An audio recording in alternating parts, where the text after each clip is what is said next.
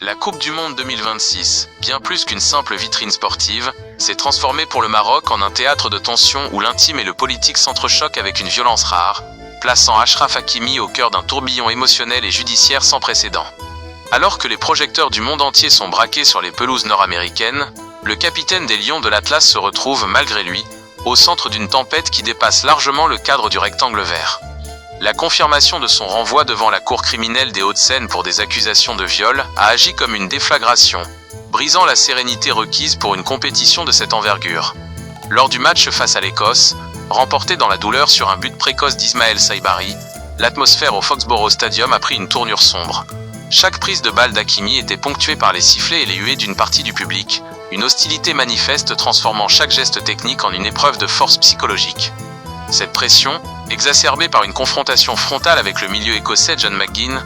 témoigne de la stigmatisation dont le joueur fait l'objet, une mise au banc public nourrie par le poids des procédures judiciaires en cours.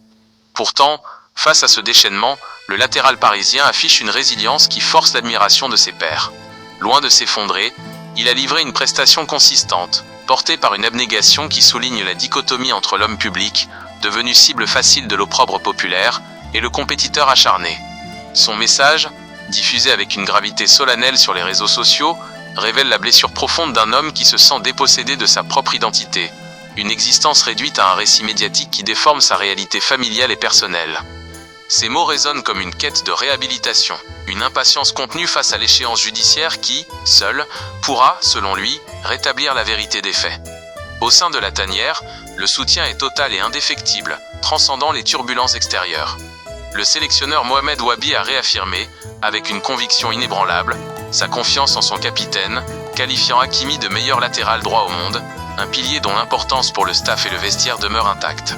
Cette cohésion, cette bulle de protection tissée autour du joueur, illustre la force collective du groupe marocain, résolu à faire bloc contre l'adversité. En marge de cette actualité brûlante, les interventions de Mifani Collin, avocate du joueur, apportent un éclairage nouveau sur la complexité procédurale et les implications périphériques de l'affaire.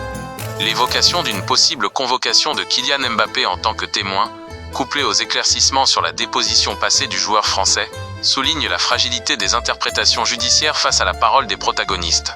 Ce qui était initialement perçu comme une confusion sémantique autour d'attestations de caresses mutuelles, se révèle aujourd'hui comme un point de bascule potentiel, où la nuance des mots pourrait redéfinir la trajectoire du procès à venir. L'avocate pointe du doigt une lecture biaisée par le magistrat instructeur, insistant sur le fait que la version initiale a été, selon elle, profondément déformée. Dans ce contexte, la figure de Kylian Mbappé, au-delà de son rôle de coéquipier, s'impose comme une clé de lecture nécessaire pour démêler les ambiguïtés qui pèsent sur l'instruction. Pour Achraf Hakimi, chaque minute passée sur le terrain devient alors un acte de résistance, une manière de prouver que, malgré la pression écrasante et les jugements hâtifs, sa dignité et sa concentration demeurent ses armes principales. Le tournoi continue, les matchs s'enchaînent, et le Maroc avance dans cette compétition, porté par ce capitaine au visage fermé mais déterminé, conscient que sa propre survie sportive et morale se joue autant contre les adversaires que contre les fantômes d'un passé judiciaire qui le poursuit avec une rigueur implacable. La solidité qu'il affiche est le miroir de son besoin vital de clarté, une volonté farouche de faire entendre sa voix après des années de silence imposées par la prudence des procédures. Chaque huée descendue des gradins, chaque regard inquisiteur est une pierre ajoutée à l'édifice de son amertume. Mais c'est aussi le ciment de sa solidarité, avec un groupe qui refuse de le laisser sombrer. Au cœur de ce mondial 2026, Achraf Hakimi incarne paradoxalement la vulnérabilité de la star mondialisée soumise au tribunal de l'opinion, tout en restant l'étendard d'une nation qui voit en lui bien plus qu'un simple joueur de couloir. C'est une épopée où la tragédie judiciaire s'entremêle avec l'exigence sportive, créant une tension narrative dont le dénouement, espéré par le joueur, ne pourra se produire que dans l'enceinte sacrée d'une salle d'audience, loin de la clameur des stades et de la frénésie des réseaux sociaux.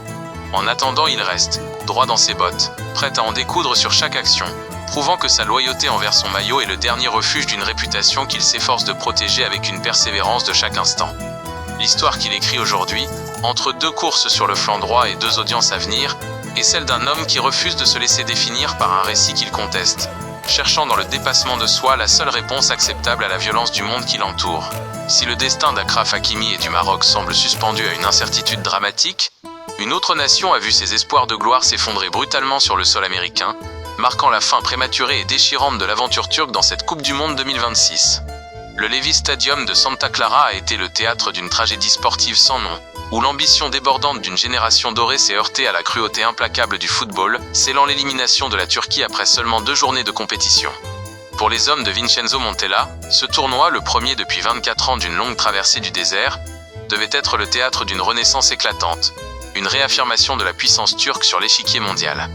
Pourtant, dès l'entame du match contre le Paraguay, tout a semblé basculer dans l'irrationnel. Un but assassin de Galarza, inscrit après seulement 64 secondes de jeu sur une offrande d'Enciso,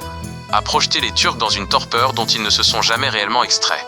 La suite fut une succession d'efforts vains et d'une frustration grandissante, exacerbée par l'expulsion de Miguel Almiron, qui, victime de la nouvelle réglementation stricte sur les échanges verbaux, a laissé les Paraguayens en infériorité numérique pendant toute la seconde période. Ce scénario aurait dû ouvrir un boulevard aux attaquants turcs, mais il a au contraire révélé une inefficacité chronique qui frise l'insondable. Comment une équipe portée par des talents de la trempe d'Arda Güler, de Kenan Yildiz et du métronome Hakan Çalhanoğlu a-t-elle pu, en 2 rencontres, décocher 62 tirs sans jamais faire trembler les filets adverses? Ce chiffre, aussi vertigineux qu'accablant, témoigne d'un dysfonctionnement profond, d'une déconnexion totale entre la domination territoriale et l'acte ultime de marquer, transformant chaque tentative en un cri de désespoir étouffé.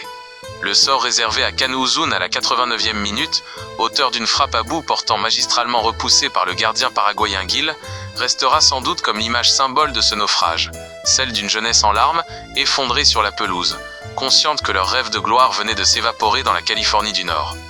Vincenzo Montella, visage fermé et voix empreinte d'une amertume non dissimulée, a peiné à trouver des explications rationnelles, évoquant un destin farouchement hostile, une anomalie statistique qui, en 35 ans de carrière, ne lui était jamais apparue avec une telle récurrence. L'entraîneur, oscillant entre l'incompréhension et la détresse, a souligné la cruauté de ce sport où l'adversaire, par un réalisme chirurgical, punit systématiquement chaque erreur, même lorsque celle-ci semble mineure.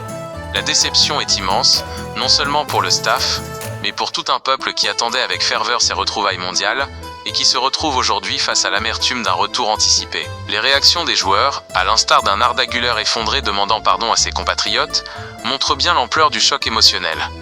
Pour ces jeunes joueurs, le poids du maillot semble avoir été décuplé par l'attente historique de tout un pays, rendant l'échec d'autant plus insupportable.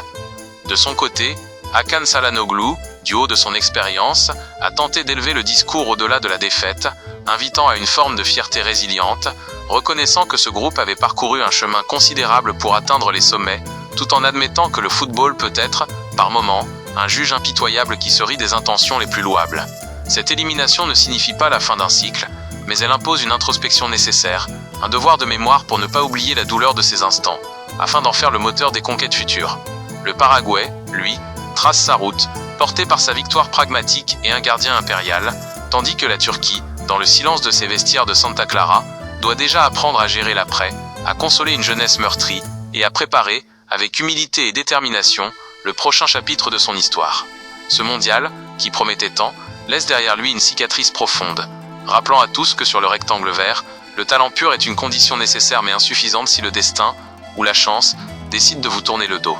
Le départ forcé vers la maison, avant même d'avoir croisé le fer avec le pays organisateur, est un amer constat d'échec, une leçon de dureté qui hantera sans doute longtemps les esprits des acteurs turcs, conscients d'avoir laissé passer une occasion unique d'écrire une page glorieuse pour leur nation. La ferveur des supporters, le talent des individualités et la vision de jeu de Montella n'auront pas suffi à briser la malédiction de ce manque de réalisme, faisant de cette campagne 2026 un douloureux souvenir qui, avec le temps, devra se transformer en expérience fondatrice.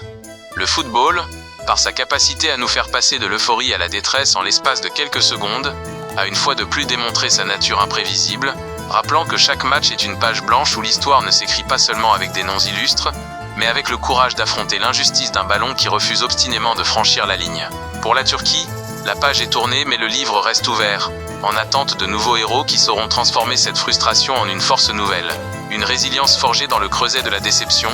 pour qu'enfin, dans 4 ans, le rêve puisse se concrétiser sans que le destin ne vienne, de nouveau, enrayer une marche qui semblait pourtant inéluctable.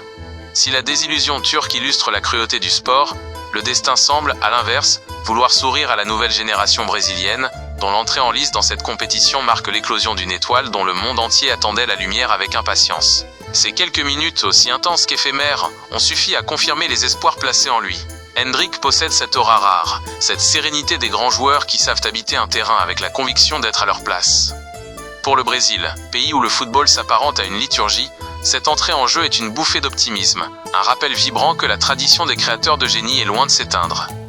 Tandis qu'il continue de remercier le destin, Hendrick se tourne désormais vers la suite de la compétition, conscient que ce premier pas n'était que l'ouverture d'un chapitre bien plus vaste. Il incarne cette jeunesse audacieuse qui, loin de se laisser écraser par le poids de l'histoire auriverde, choisit de l'enrichir par sa fraîcheur et sa détermination inébranlable. Sa prestation, pleine de promesses, a séduit autant les observateurs que ses coéquipiers, faisant de lui le visage d'une équipe qui, portée par ses anciens et renouvelée par ses joyaux, affirme ses ambitions. Le Mondial 2026 a trouvé, en cet instant de communion, l'un de ses plus beaux récits, celui d'un garçon qui, après avoir longtemps admiré ses idoles, a pris le relais pour, à son tour, faire vibrer les foules. Le rêve est lancé, et pour le jeune prodige, la suite de la compétition s'annonce comme le terrain privilégié où il pourra transformer l'essai de ses grands débuts en une épopée mémorable.